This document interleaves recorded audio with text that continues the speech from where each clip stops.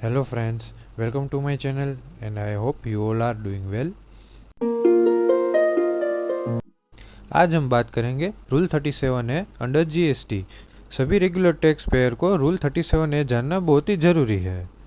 यानी कि जो हम जीएसटीआर 3B में मंथली और क्वार्टरली आईटीसी क्लेम कर रहे हैं वो एज पर रूल 37 है कि नहीं, वो हमें जानना बहुत ही इम्पोर्टेंट है। जीएसटी रूल 37A में हमें थोड़ी कंडीशंस दी गई है जो हमें फॉलो करनी है।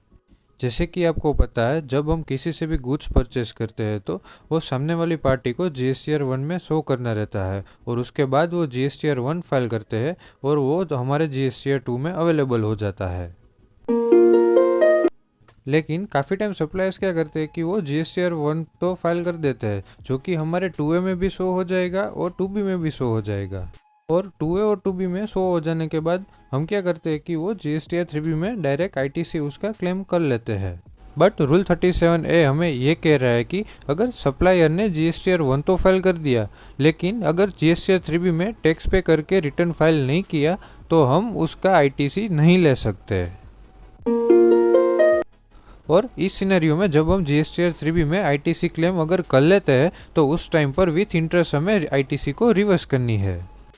और अगर ये हमें जानना है कि सप्लायर ने जीएसटीआर 3B फाइल किया है कि नहीं किया है, तो उसके लिए हमें पोर्टल पर जाकर लॉगिन करना है। उसके बाद जीएसटीआर 2A ओपन करके जो हमें वो पार्टी दिखा रही है उस पर हमें क्लिक करना है और इनवॉइस ओपन करने के बाद हम जीएसटीआर 3B का फाइलिंग स्टेटस यहाँ पर हमें पता चल जाएगा। यानी कि अगर यहाँ पर Y है तो सप्लायर ने जीएसटीआर 3B फाइल किया हुआ है और अगर N है तो जीएसटीआर 3B नहीं फाइल किया है। यानी कि जीएसटी रूल 37A हमें ये कह रहा है कि अगर सप्लायर ने जीएसटीआर 3B फाइल किया हुआ है तो यहाँ पर Y आएगा और तब भी हम हमारे जीएसटीआर 3B में आईटीसी क्लेम कर सकते हैं।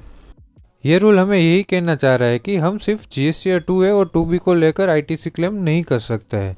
हमें ये जानना भी ज़रूरी है कि सप्लायर ने जीएसटीआर 3B में फाइल किया हुआ है या नहीं, उसके बाद ही हम आईटीसी क्लेम कर सकते हैं।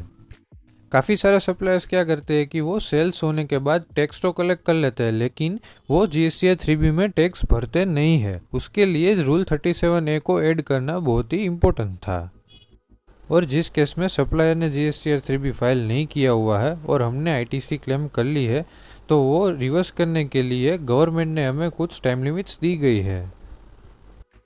टाइम लिमिट ये है कि विद इन नेक्स्ट ईयर के 30 सितंबर तक हमें ये पता लगा लेना है कि किस सप्लायर ने जीएसटीआर 3B फाइल नहीं किया हुआ है और वो हमें उनको बता देना है। अगर वो 30 नवंबर तक भी वो जीएसटीआर 3B फाइल नहीं करते तो वो आईटीसी हमें विथ इंटरेस्ट रिवर्स करनी है।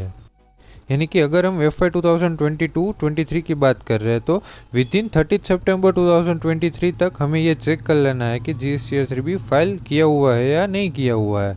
और अगर नहीं किया हुआ है तो 30 नवंबर 2023 तक हमें वो आईटीसी विथ इंटरेस्ट रिवर्स कर देनी है। और अगर किसी भी समय पर अगर सप्लायर जीएसटीआर 3B फाइल कर देता है तो वो हम वापस आईटीसी क्लेम कर सकते हैं, लेकिन हमारा नुकसान यही होगा कि हम इंटरेस्ट वापस नहीं ले सकते, तो हमें वो इंटरेस्ट जाने देना है।